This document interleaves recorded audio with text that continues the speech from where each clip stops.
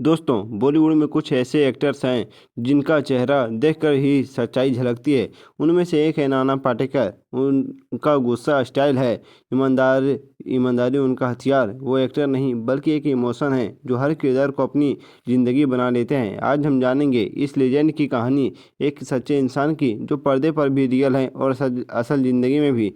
तो नाना पाटेकर जी का जन्म 1 जनवरी 1951 को हुआ था। मुरुड जंजीरा यानी महाराष्ट्र में हुआ था। उनका पूरा नाम विश्वनाथ पाटेकर है। उनके पिता एक पेंटर थे और परिवार की आर्थिक स्थिति बहुत कमज़ोर थी। कई बार घर में खाने तक के पैसे नहीं होते थे, लेकिन नाना के अंदर था कुछ अलग करने का जुनून। उन्होंने sir J institute of applied arts यानी मुंबई से ग्राफिक डिजाइन की पढ़ाई की थी। पढ़ाई के साथ साथ वो थिएटर से भी जुड़ गए थे, जहाँ से उनकी एक्टिंग की नींव पड़ी थी। नाना ने अपने शुरुआती दिनों में बहुत संघर्ष किए थे, बहुत मेहनत किए थे। वो छोटे छोटे रोल करते थे और साथ ही पेंटिंग से पैसे कमाते थे। एक वक्त ऐसा भी आया जब उन्होंने कहा, मुझे फिल्मों से नहीं बल्कि काम से प्यार है। उनका संघर्ष उन्हें और मजबूत बनाता गया। उन्होंने अपने करियर की शुरुआत 1978 की फिल्म गमन से की थी। इसके बाद वो कई फिल्मों में छोटे मोटे रोल में नजर आए थे, जैसे कि आज की आवाज़, अंकुश, मोहरे, त्रिशाग्नि और सलाम बॉम्बे। लेकिन उनका असली ब्रेक आया 1989 फिल्म परिंदा से। इस फिल्म में उन्होंने अन्ना सेठ नाम के विलन का रोल निभाए थे, जिसके लिए उन्हें मिला national film award for best supporting actor का।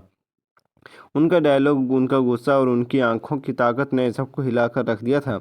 इसके बाद नाना पाटेकर बन गए बॉलीवुड के सबसे इंटेंस और रियल एक्टर। उन्होंने एक से बढ़कर एक फिल्में देने लगे थे, जैसे क्रांतिवीर, तिरंगा, अंगार, प्रहार, वजूद, अब तक, 56, अपहरण, welcome, taxi number 9211, the attack of 26/11, नत सम्राट। इस तरह से बहुत सारी फिल्में दी थी।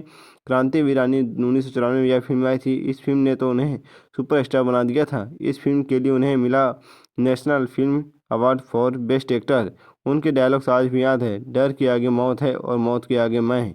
नाना पाटेकर का एक्टिंग स्टाइल सबसे अलग है। वो कभी स्क्रिप्ट पर ज़्यादा निर्भर नहीं रहते थे, बल्कि अपने डायलॉग को खुद गढ़ लेते हैं। उनकी आवाज़, बॉडी लैंग्वेज और इमोशंस इतने नेचुरल होते हैं कि लगता है किरदार नहीं, सच्चाई बोल रहे हैं। और वो कहते हैं, मैं एक्टिंग नहीं करता, बस सच बोलता हूँ कैमरे के सामने।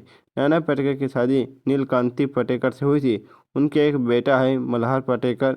नाना और उनकी पत्नी ने एक वक्त बाद अलग रहना शुरू कर दिए थे, लेकिन दोनों में आपसी सम्मान बना रहा था। नाना ने कई बार कहा कि उनका सबसे बड़ा रिश्ता है मानवता से।